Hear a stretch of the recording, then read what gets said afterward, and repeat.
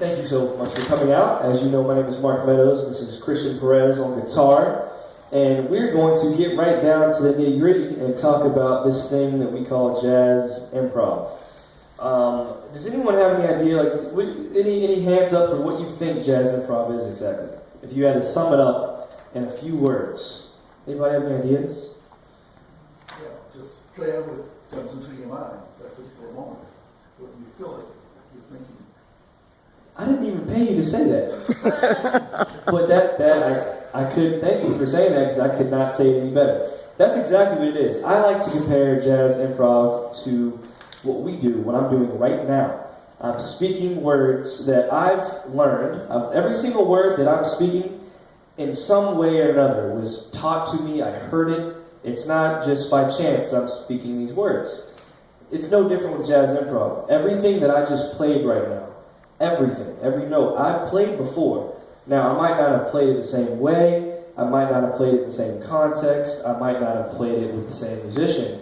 But every single word that I've said word, every single note that I played before. Every single word I'm saying right now, I've said before. Just in a different time, maybe in a different order. So, what is the jazz alphabet? Well, I like to, like I just told you, I like to compare jazz improvisation to spoken language, because I think it's totally synonymous. And so in the English alphabet, we have how many letters? 26. 26. 26 letters in the English alphabet. And music, how many letters do we have? 7. 7. Some people say 7, some people say 8. I like to go with Betty because she's always right, so I'm going to say 7. And so in the music alphabet, we have A, B, C, D, E, F, G, and then we're back at A, right? And so all of those notes have, different sharps and flats where we can make it A sharp or C flat or F natural or whatever, F double sharp. But essentially, they all derive from those 7 first letters in the musical alphabet. And so once you have these letters, okay, what's that mean? How do you form words? How do you form sentences, phrases? And by the way, if this is all in that outline. Does everyone have an outline? Yeah, okay, good. So I'm going down the list. How do you form words out of this alphabet? How do you form sentences and phrases? What we do is, just like in the English alphabet, you have these letters, and you put them together to form a word. So if I gave you the letter C-A-T, we're all intelligent enough to know what it spells? Cat. Okay, you got it on it. Good. And so that spells cat. In the musical alphabet, we have different letters, those 7 letters, and we put those together, we come up with different scales. And so I like to think of words and scales as pretty much the same thing. And so, for instance, there are however many words on this one page, and you've learned every single one of these words, and now you can look at this word, any of these words, and you can read them, and you know what they mean. But, if I asked a 3-year-old what these words meant, he probably, or she probably wouldn't be able to tell us what every single word on this page means. It took time, it took learning, it took studying. And so once you learn several different words, for instance, in music, a word might be a C major scale. Right? Or you can take that a step further, so that might be equivalent to what the word V is. It's a pretty simple language in music. It's a pretty simple scale. And then if you get a little more complex, say we wanted to spell a word like curtain. It's a little different. It doesn't exactly sound just like it is spelled. That might be a scale like a G harmonic minor scale. And I don't expect all of you to know exactly what a G harmonic minor scale, but I'm just trying to create the connection between the difficulty, and as you learn more, how these scales become more and more complex, which then turn into language. And so all of these words on this page, I've put these words on this page, and it's created a story. It's created an outline. And so when I put all these different scales and notes together, it creates a passage. It creates a phrase. So, for instance, another word, it might be this. You guys hear that? So all I'm doing is I'm playing notes within a C major scale, and it's outlining something in jazz that we call an arpeggio. An arpeggio is the one, normally consists of the 1, 3, and 5 of a chord. In this case, it's the 1, 3, 5, and 7 of a chord. And I don't want to bore you with music theory knowledge, but I'm going to put it into a literary term. It might be equivalent to a metaphor. A metaphor is sort of complex, but most of you, I think, we all know what a metaphor is. And when we use these pieces of language, they come out not only in our conversation, but in stories and books. And so we can use this little word that we just learned. And I might put it over something in a blues. So if we were to play blues in the key of G, I want you to raise your hand when you hear me play that word. In the key of G, it might sound like this. Okay, it might sound like this. Alright, so check it out. I'm going to use that word that I learned, and it's going to come out in the blues. 1, 2, 2, 3.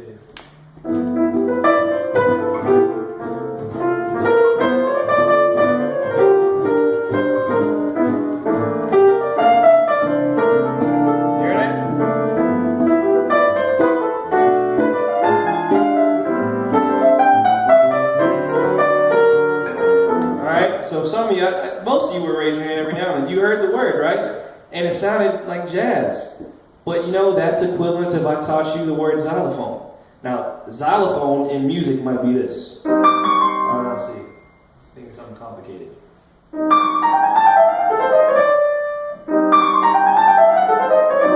guys heard that? So that's a pretty tough word that I've learned in jazz. And so I'm going to throw that in the blues and the same thing. I'm going to use the 2 words. I'm going to use this one. You ready? 1. So raise your hand every time you hear the one. 1, 2, 2, 3.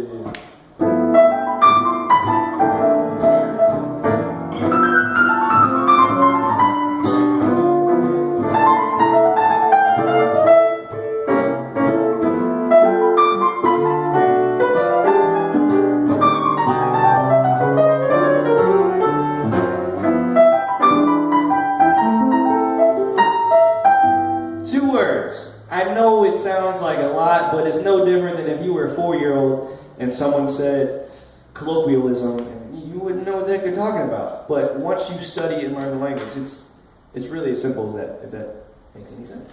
And so we use this alphabet, the 7 notes, and I have these 7 notes and I make them into one word, and then these words turn into phrases, and these phrases turn into sentences, and the sentence turns into a conversation, into a dialogue, right? And so if I was to say there might be another word. So far we have this one. Then we have this one. Sorry. Now what if I threw in a scale there? Okay, so I'm going to throw a blues scale. Have you guys heard that before? Something that sounds kind of like that? Okay. I could explain the music theory, but that bores me. I don't want to bore you guys. So just know that it is something that you can learn. I promise you. It's not just numbers. And so I'm going to have those 3 things. I got those 2 words and then a scale, which to me is another word in jazz, in jazz improvisation. Okay, we'll do another chorus. And I'm going to tell me when. Just raise your hand if you hear anything that I've taught you so far. So we got, right? And we got the fast one, the big word, right? 1, 2, 2, 3.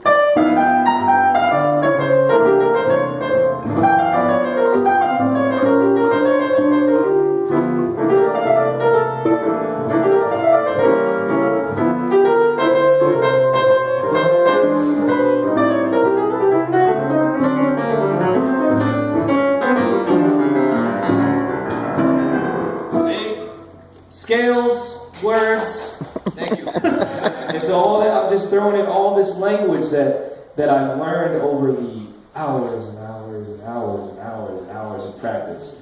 And that's whenever you hear someone, you might have heard a jazz musician say, man, he's got a lot of vocabulary. And literally what that means is like, he's got so many words, he has so much language. And that's the goal as a jazz musician, is to have so much language, so much vocabulary, that when you're playing, it looks like magic. But, you know, it's no different than if you see a very well-spoken person and you can communicate and understand everything they're saying. Okay, so we have, speaking on a topic, everything that we're playing right now, yeah, it's coming from our domes, you know, it's coming from our minds. We've never played it before. But we're doing it on a topic. Everything that we're playing has a specific form. And so this form that we're playing right now, anyone know the form that we're playing? Does anyone know? 12-bar blues. 12-bar blues. Are you a musician? Yes. All right, you're not allowed to say anything. All right, 12-bar blues. And so 12-bar blues consists of, in this case, we're going to break it down to 3 chords.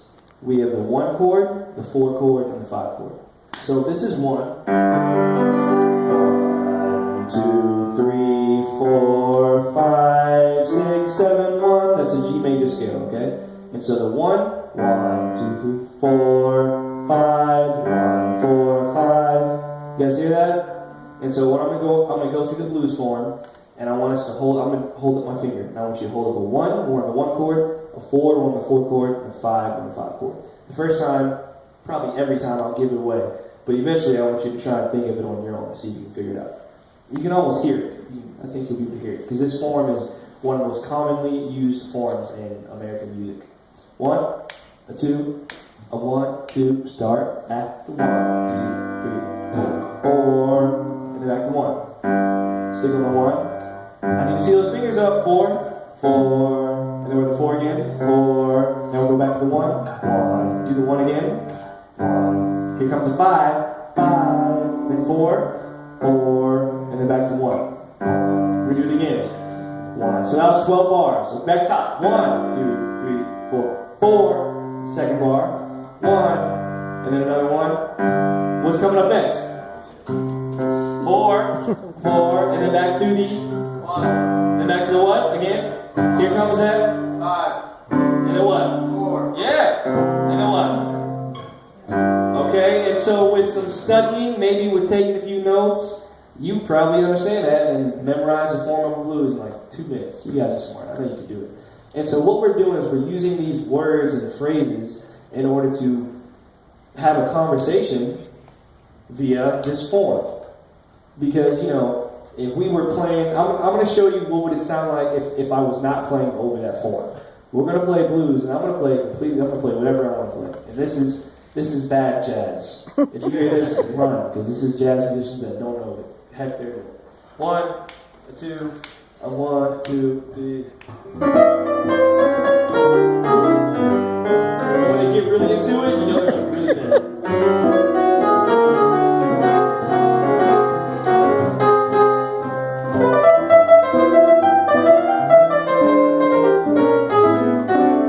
It's hard for me to even do that. I can start to play the blues again. It's just, and so that's the form of a blues. That's what it would sound like if we were on a different topic.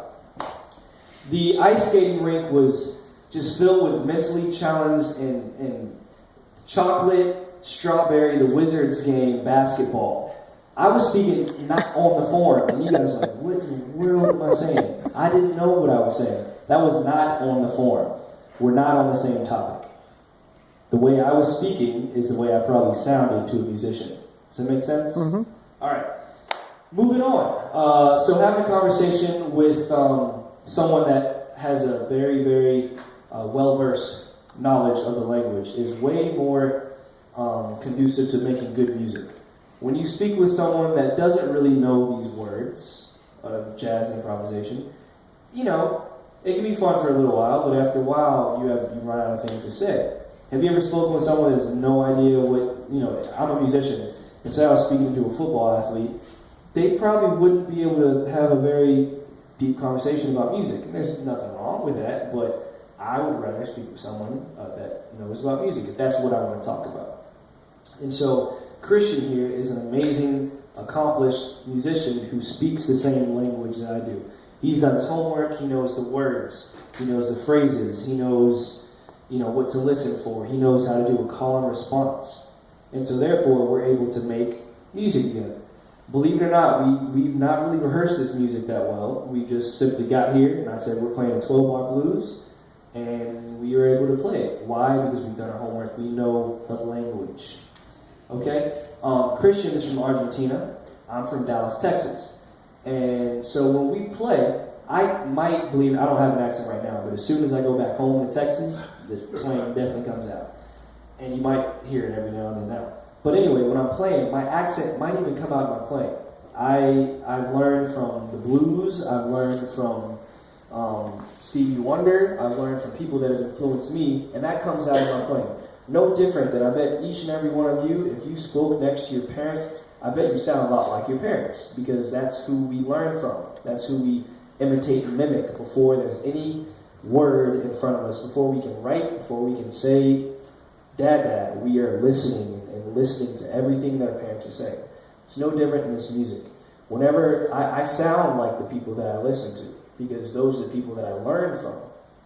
And so if you are a person that really, you're from Argentina, and so when Christian plays, he might you might hear some of those Argentinian flares that come out. When I play really bluesy because it's just who I am. It's my accent.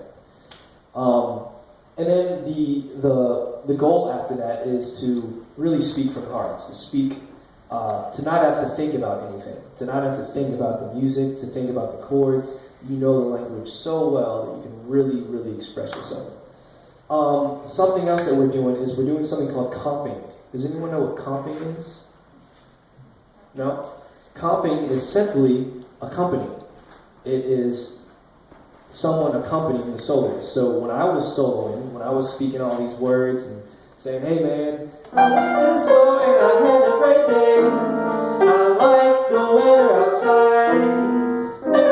And all that other stuff that I was saying, Christian was backing me up and comping. For instance, I'll comp for Christian. 1, 2, 2, 3.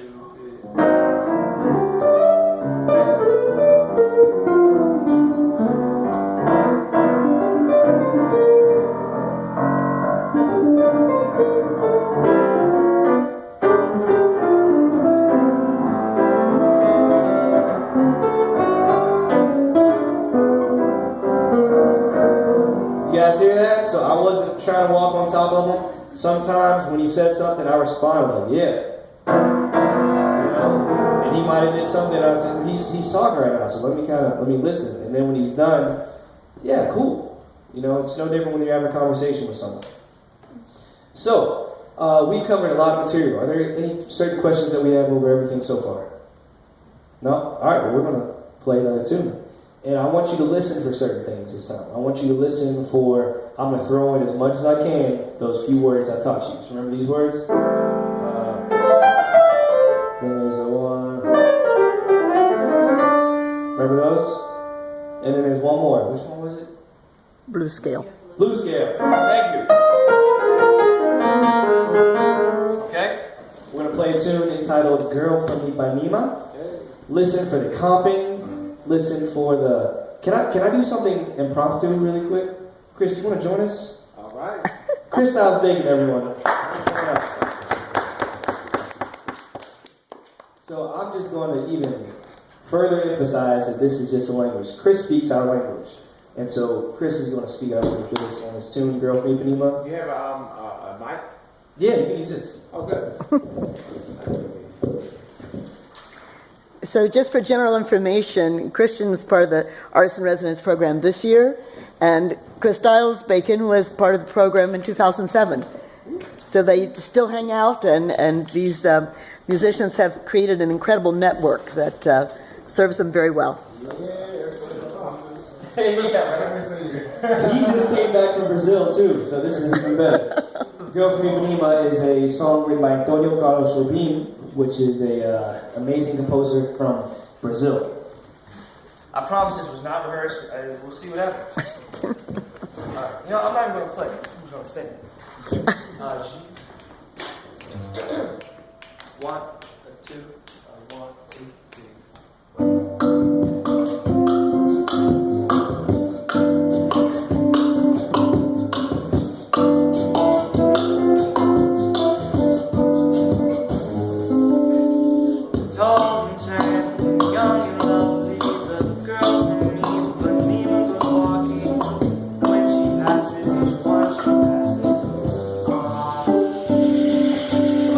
When she sways, she's like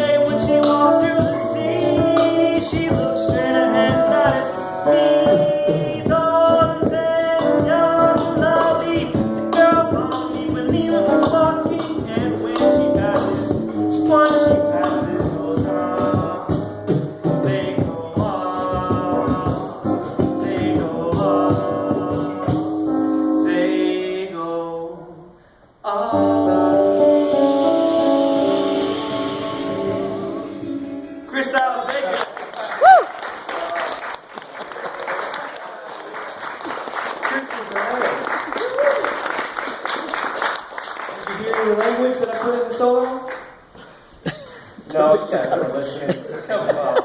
Well, so to go on to that there, expanding on the performance, expanding one's vocabulary, being well spoken versus versus limited. Chris Styles Bacon is someone that is very well spoken. He has skills in many different genres, as I think you might have heard. Now, listening to Chris beatboxing, you can tell that he knows about the bossa nova feel, which is a form of Portuguese music. He also, did you hear any like hip hop kind of sound when he was beatboxing? And so with that, he was speaking his language. And since he's well versed in this language, we're able to have a conversation with him. Now, if he came in here and he didn't know any bossa nova feel, or if he was going, it might not have fit. And it probably wouldn't have sounded that good, and we wouldn't have been able to fully express ourselves. But the fact that we were all on the stage and we know these different words, these phrases, we've studied different kinds of music, we've studied different subjects, being able to play bossa nova, hip hop, jazz, swing music, Latin music, all these different kinds of music is synonymous to being able to have a conversation about climate change, being able to talk about politics, being able to talk about sports, being able to talk about music and art. And those are the people that you generally want to have a conversation with, and those are the people that you generally want to listen to. It's no different in this music. These are the things that we look for when we're improvising. We're listening for if they actually are listening to what we're saying, if they're doing a call and response, if they're comping for us, if they're not walking on top of us. If while I'm trying to say something, this guy's not walking over everything that I'm trying to say, right? Is that making sense? Okay. And so developing an accent. We all have our own accents. I think you heard that Chris definitely has a hip-hop influence accent, but he's also well-versed in so many different other genres that you almost can't even tell sometimes. You can hear what he's doing, but he's also well-versed in these other languages so that he can communicate with different people. I come from more of a bluesy, jazz influence. Christian comes from Argentinian influence, and we all came together to create what you just heard. And then, like I told you before, speaking from the heart, you can't really play this music well, in my opinion, unless you have the education and you feel comfortable in that education. Because we could be up here and I could be playing what I think is amazing, but if it's not connecting to what these other guys are doing, they might not be that well invested. If they're not invested, I bet it probably comes out to you guys. And so whenever we're improvising, what we're doing is we're speaking our mind and our hearts, and we're hoping that that's not at all tarnished or disguised with lack of knowledge. We all want to be on the same page, have the same